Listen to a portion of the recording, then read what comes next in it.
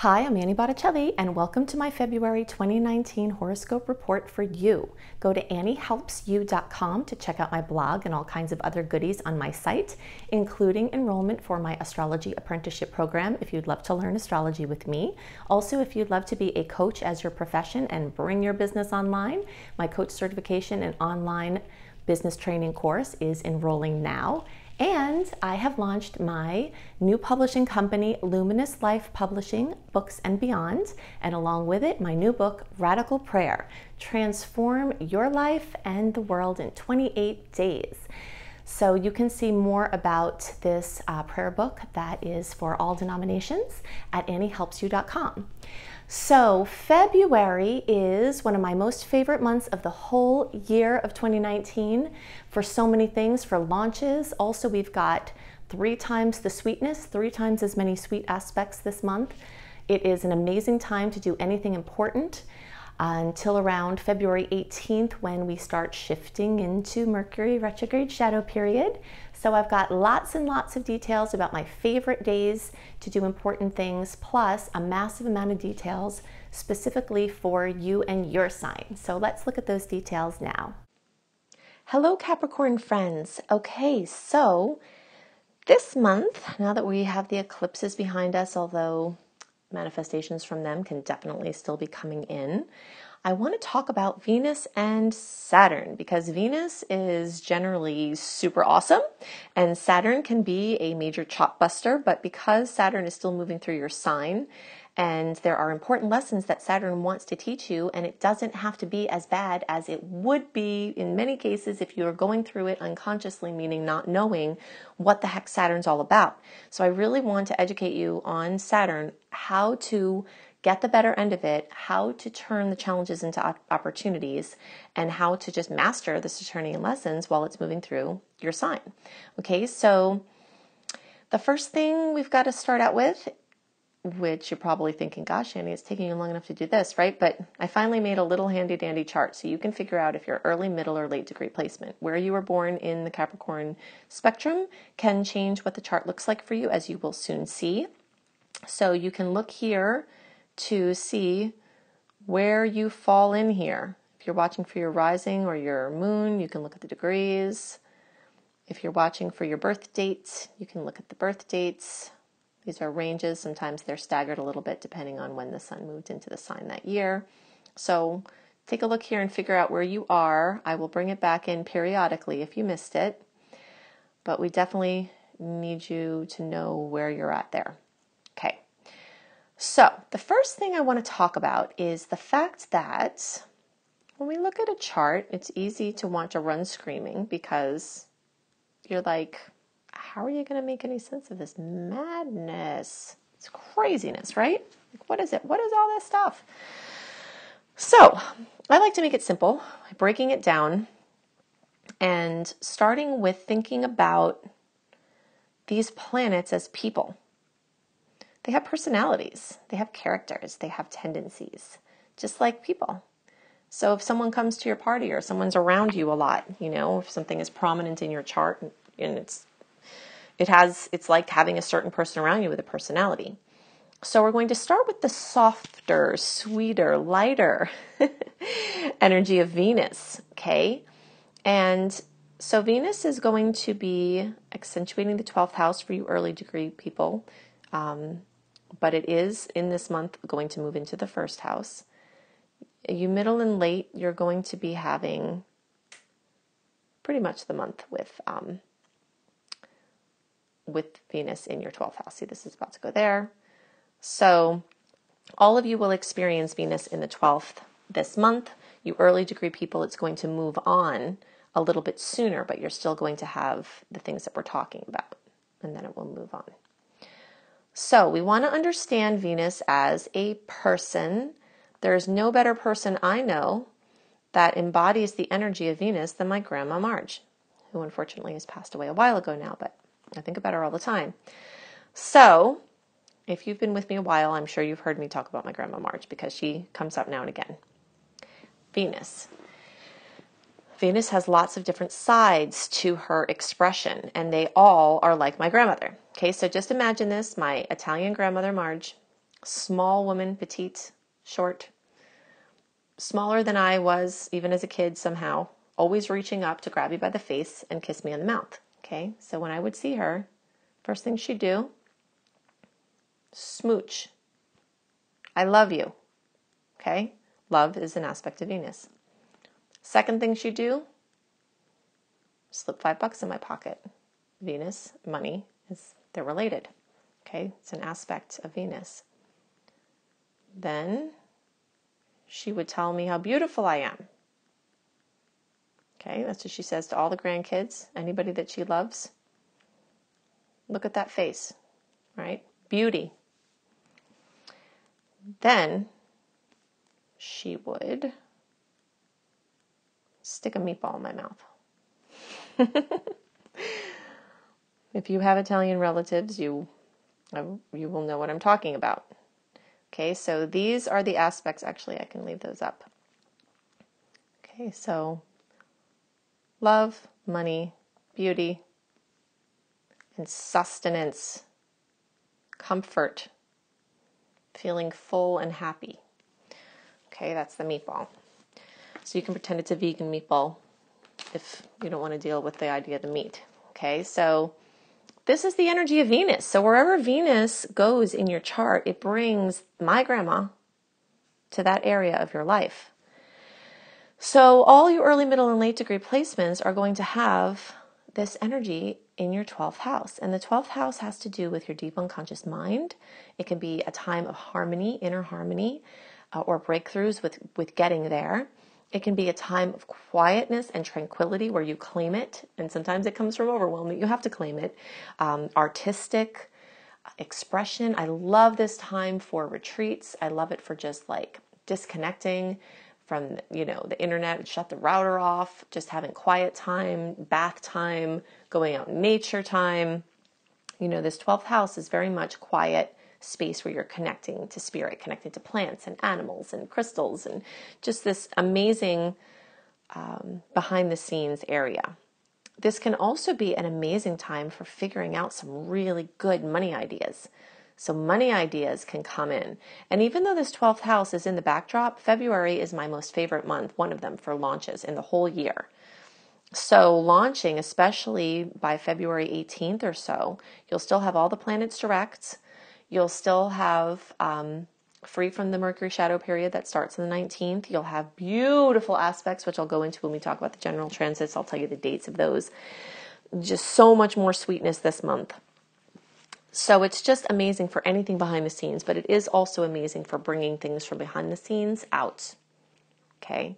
And those of you who are early degree placements, you're going to have all of this energy in your first house of your physical body, your appearance, amazing time for shopping, taking photos if you need photos taken of you.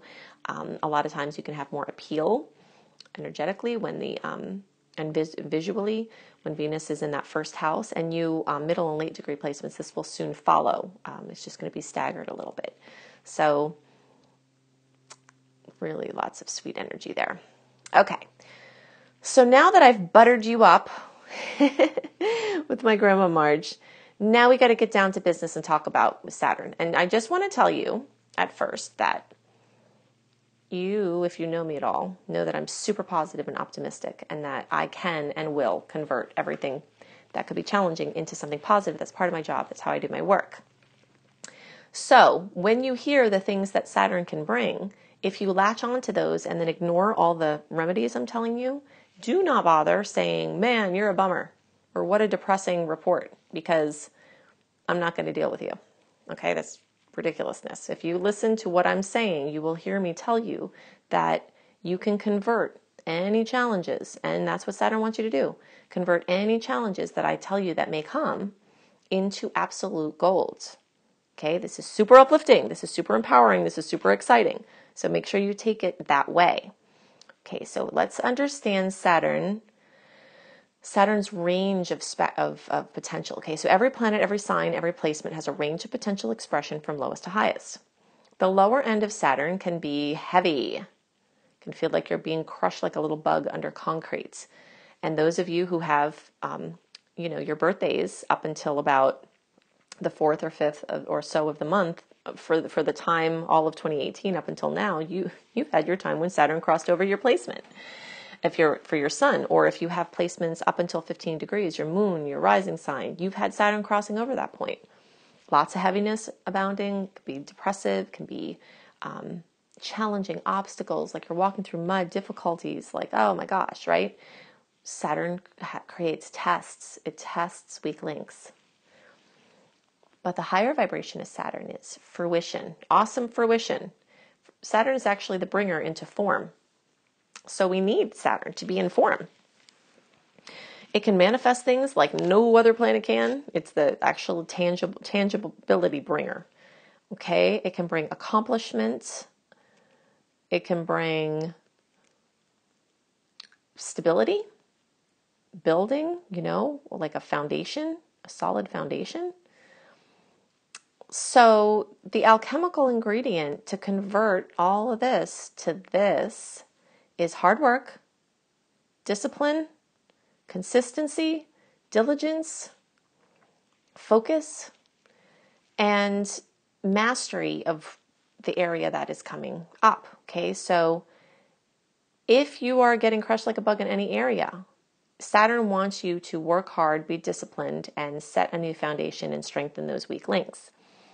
For you early and now earlier middle degree placements, you've been having Saturn test your image of yourself here in the first house, your image, how you see yourself, your self-esteem, your foundation, your roots from your childhood. Also, asking the question, what are you supposed to be doing in the world? How are you doing it? Are you doing what you're supposed to be doing? And it also puts pressure on your physical body. So if you have a weak link in your physical body, it may have been coming up. If you don't have any weak links, then that's fine. But things you got away with before, as far as your physical health, things you ate, lifestyle habits, when Saturn crosses through this area, you might not be able to get away with those anymore because Saturn is showing you that there was a weak link there all along. So definitely a great time to do diagnostics, a great time to see what's going on, research, figure things out.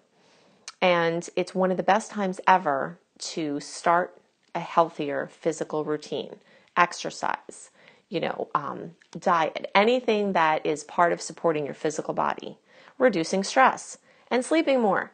People, it's kind of crazy. I'm in the world where, most of the people I know are really trying to be as healthy as possible and live in their highest expression. And I see it happen all the time where people are, drinking the great water, they're eating the great food, they're avoiding GMOs, they're exercising, they're doing everything they can. And then you ask them how they sleep and they're like, oh no, I don't really sleep. Sleep is probably the actual most important health thing that you can do for your longevity, for your telomere length, which is your longevity, and people are ignoring it. So all early, middle, and late degree placements for different reasons. Early and middle because Saturn's in the physical body. Late because Saturn's in the house of mind and sleep. This story of trying to get more sleep, prioritizing sleep, and really having it reign supreme. And if you're having trouble, like getting to the root of it and solving it. So you might need discipline there.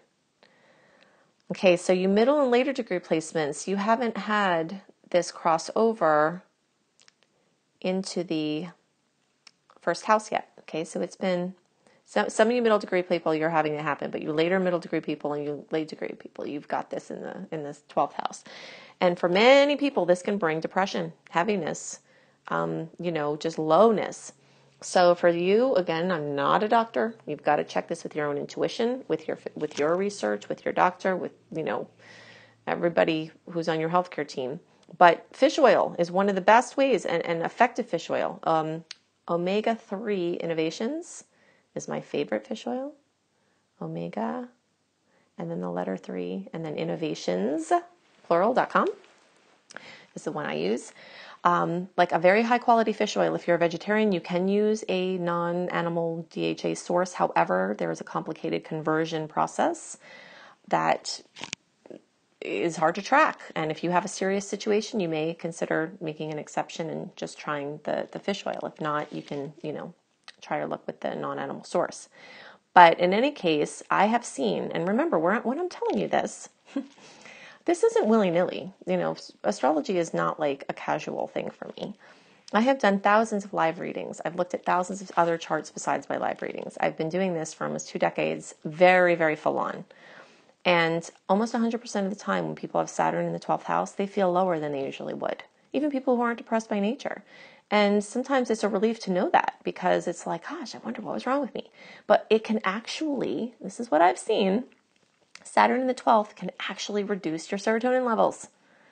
So you want to do serotonin, you know, middle degree, especially the middle, and the late middle degree people, and late degree, you want to do whatever natural and healthy things you can to boost your serotonin levels. Go hang out with animals, watch kids play, you know, do art, walk. You've got to mind your serotonin levels. And for you early and middle degree placements, that could be a lesson that you were supposed to get that you didn't get. So this could turn out to be relevant for y'all too. Be really mindful of those serotonin levels. It can absolutely change your experience. It can lay a new foundation for your life, and it can help you to convert all of these challenges into all of this awesome fruition. Okay, it wants discipline. Mind mastery is one of the other things that it wants here. So affirmations, meditation, subliminal psychotherapy, hypnosis, things like that. Disciplining your mind. Okay, so Saturn is making its way through your sign. It's going to cross over all of your Capricorn placements at some point. These are the messages, the lessons that Saturn wants. If you can perfect these, if you can get these, if you can have a good attitude about these, if you can be empowered with this knowledge, then you can definitely make the most of this transit. So those are the things most on my mind for Capricorns right now. Now I want to show you these sweetest dates, the few to look out for and why and what to look out for.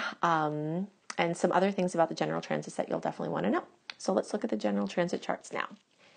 So the theme of the month for February 2019 for all signs is 3 times the sweetness. And that is because literally we have 3 times as many sweet aspects as we do challenging ones.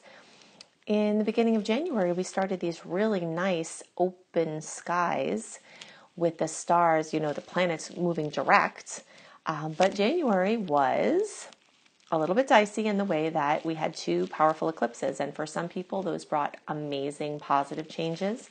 For others, very stressful changes. And some people were just holding space for others as they went through the changes.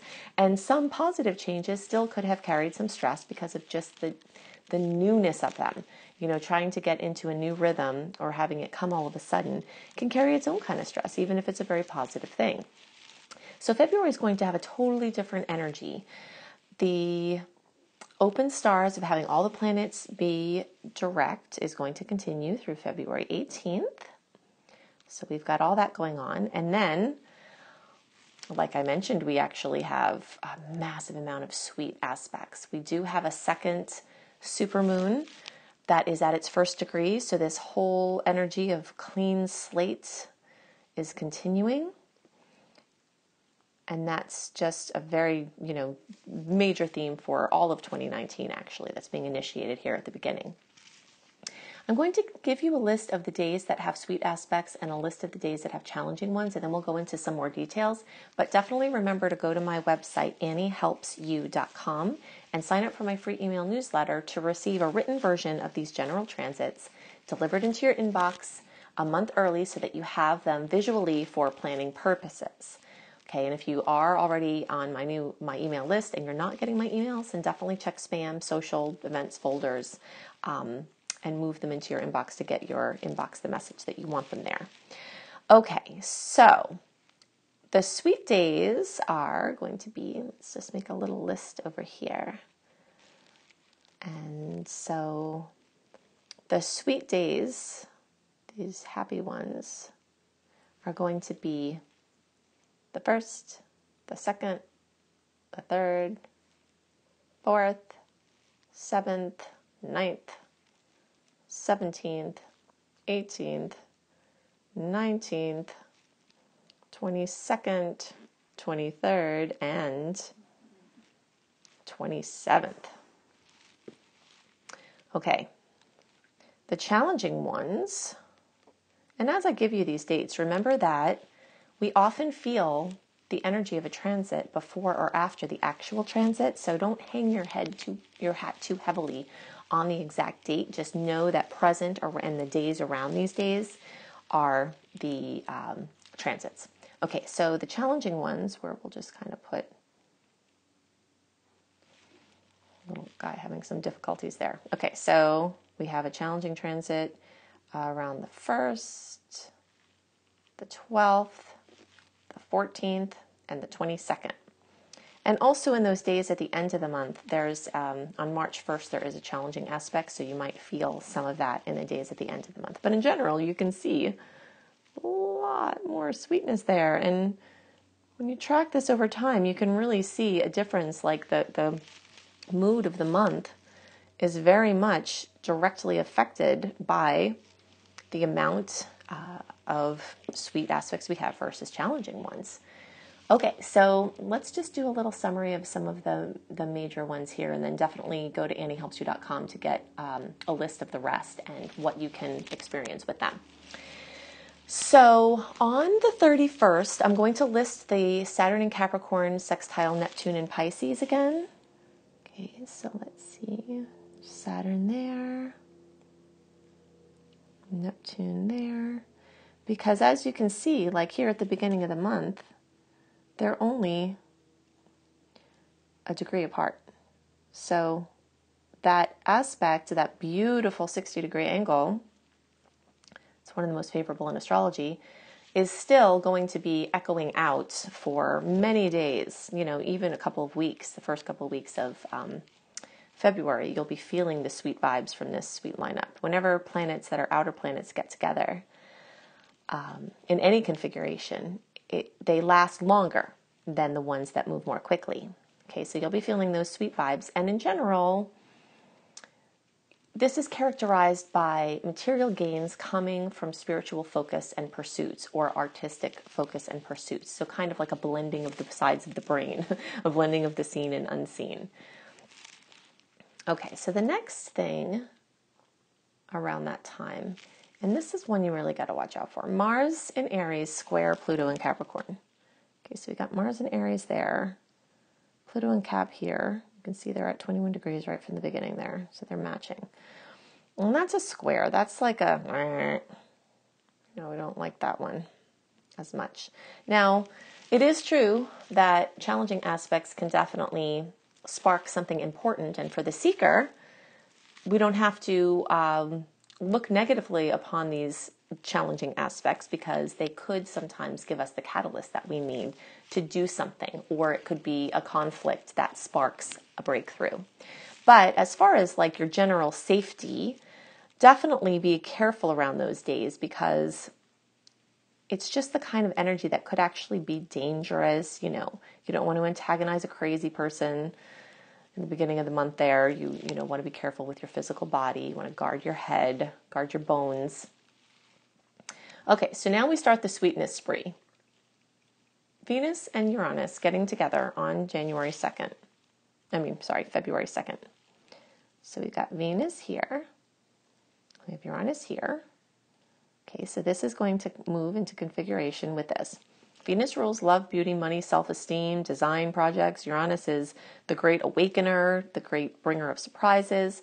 So in the days before and after the 2nd, sweet surprises are more likely. And of course, that's happening at the same time as that awkward, possibly dangerous aspect the day before. That's why I always say we have to remember, like, these are layers of a truth that are happening all at once. And if you're trying to plan a launch or doing something important, your personal experience is going to outweigh any date something is, quote, supposed to be good. You may feel the icky aspect earlier and then the nice one later. You just got to tune in. But if you know what's going on, it helps you to follow these things. And I see it happen all the time, that people who are sensitive, people who are empathic, people who are paying attention will tend to feel like, wow, something's up in the stars, And so you have your answers here as to what's going on.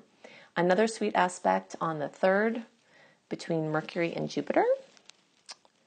Where are the buddies? Okay, Mercury and Jupiter. I'm going to move into configuration there. So that is really great for anything important: communication, mobility, important connections, travel, could manifest in wonderful ways, having to make important purchases for devices or cars. I love this energy for that. Then we've got the new moon at 15 degrees of Aquarius on February 4th. So lots of sweet energy there. This new moon is also in a conjunction with Mercury and a beautiful aspect with Jupiter, which enhances it. Then the sun, on the 7th, the sun is in a beautiful aspect with Jupiter. So whenever anything is in a nice aspect with Jupiter, it's like benevolence, good luck, sweetness. So the sun will move there. And then, of course, these will be together as well. So that could bring important news, important connections. More sweetness and positive surprises on the 9th with Mercury and Uranus getting together. The 12th and 13th, this is one of those times to watch, because this is where Mars and Uranus get together in Aries. So both of those can be a little bit aggressive, can be a little bit jarring. Aries energy can be a little bit physically, could be dangerous. So just watch your body. And Aries rules the head. So, and again, just don't antagonize crazy people. If you're driving, it's not the time to make some sort of negative movement towards a driver that you don't like. And also things like not texting when you're walking, just paying extra attention in the days around the 12th and 13th, because tensions will be running higher. So I always say you can prepare for these kind of energies by trying to rest, get good sleep, be relaxed, so that when they come, you can kind of just navigate through them as a spiritual ninja. I always use the example with aspects like this, like if you're a grandparent and you have your grandkids coming to visit, you could either leave out all your white linens and all your white stuff, only to have the kids destroy them, because that's just what kids do when they're playing, right? Or you can swap them out for the kid-friendly things and then have a rest-free time, so that when the chaos and madness comes, that all the things that you want to remain safe are, and you don't have to stress about them. So that's what I always think about when there's an aspect like this. Like if you know some stress is coming, and you just kind of take your magnesium, take your B vitamins, you just have your coherence plan situated, then it makes it much easier. Okay, so back to sunny skies and sweetness again with our little happy cloud there, with the 17th and 18th. We've got Venus in Capricorn making a beautiful aspect to Neptune in Pisces. And, okay, so let's show you where that is. Let me say there, Venus in Cap. Okay, so you can see here Venus is in Sag, but it is going to move into Capricorn by the 17th and 18th. And that's going to make a nice aspect with Neptune here. Dreamy, creative, spiritual breakthroughs, things like that. And then the Sun in Aquarius is going to come together with Uranus at this point in a beautiful way. Okay, so that's later in the month when this joins into a configuration with this. But again, the 17th, 18th, just sweetness. I love it for important things: love, money, idealism, romance, art, creativity, expression of every kind, action, motivation, inspiration are just all enhanced beautifully at this time. And then the full moon, that second supermoon of the year. Supermoon is a moon that is actually closer to us. When you look at it, you're like, what? Why is the moon so big? It's because it's closer. And of course, it exerts more gravitational effects when it's closer. So it tends to be more intense, more emotional. So do prepare for an extra emotional full moon. But for the most part, there are sweet aspects with this full moon, with 0, almost 1 degrees of Virgo on the 19th. So lots of wonderful things coming to fulfillment, fruition. Could be some drama. Some people experience negative drama at the full moons, but there is a lot of sweetness at this particular full moon. Moving along to the 22nd, we've got a square. That's one of our challenging aspect days. We've got a square with Mercury and Jupiter. And where are you guys? Okay, so Mercury is going to come and Jupiter is going to be in a square. Of course, Mercury's not going to be here at this point. It's going to move over there, and that's where the square is going to happen. But, you know, communication, mobility, things like that, kind of getting a little pressure from Jupiter.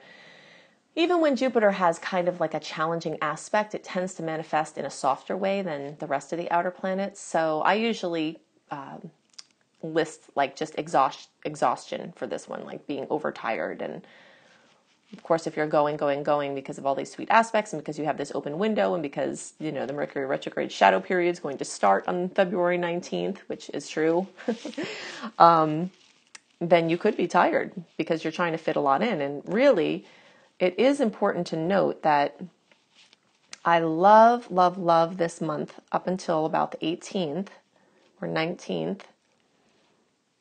So we'll just say February 1st through the 19th, or we'll even just say the beginning of January, but since we're in February, we'll talk about this through the 19th here, is some of my best favorite launch times in the whole year. You will have other opportunities, but in April, Jupiter is going to go retrograde, and it's always nice to have Jupiter direct when you do important things. And then, of course, you know, we don't have as many retrograde issues as we did last year, but it really is good to take advantage of this time. I know that I'm planning to just like run it really hard until around this point and then just start to roll in the backdrop again. Okay, so another sweet aspect on the 23rd. Actually on the 22nd, there's one that could go either way. Venus gets together with Pluto. So Venus will make it over here to connect with Pluto. And that, you know, Pluto's intensity and Venus is love and money and self-esteem and things like that. So that could kind of go either way. Some intense news or an intense experience with love or money. Could be an ego battle, something like that. Another sweet aspect on the 23rd. Another sweet aspect on the 27th. And then on March 1st, we've got that square with Venus and Uranus. It's going to come over. Of course, you can't see the square actually happening here now because Venus will have moved quite a bit, and that's when it will come into the square configuration, which is a challenge. You know, so those days at the end of the month, there could be, you know, love spats, money issues, things like that. But remember that when we're talking about aspects like with Venus, you know, usually it blows over in a couple of days. So it's not always a big deal. It might feel kind of stressful at the time. So these are the things that are most on my mind for the general transits. Really sweet month full of awesome possibilities, amazing for launches moving forward, some of the best stars of the year for doing important things. So definitely go to my website, anniehelpsyou.com. You can check out my blog. You can check out my astrology apprenticeship program if you love how I teach astrology and you'd like to learn for your own personal or professional purposes. If you'd love to be a coach as your profession and bring your business online, I can teach you how to do that. You can check out my coach certification and online business course, also at anniehelpsyou.com. Definitely check out my new publishing company, Luminous Life Books and Beyond, along with my new book, Radical Prayer, Transform Your Life and the World in 28 Days with these magical, powerful, super effective prayers and affirmations. So you can see that at anniehelpsyou.com along with all kinds of other goodies. If you'd love written horoscopes by me, you can check out my website, cozybysweetstarlight.com. At cozybysweetstarlight.com, I write written horoscopes, often with different information than I share in the reports. And I always put those up a month early as well. And I've got all kinds of other lifestyle blogs written by me and other up-and-coming bloggers. If you are a traveler, you can check out my website, astrologykissedtravelbliss.com, for astrology travel reports monthly. If you are going to travel, you can see what the stars are like for traveling. And I also have other blogs on there. And definitely check out my husband's website, iamhelios.com, iamhelios.com. He's always got new and different things on there, so you can check out his tarot offerings, and he also does astrology readings as well. So I hope you have a wonderful month, and I'll see you next month. Bye!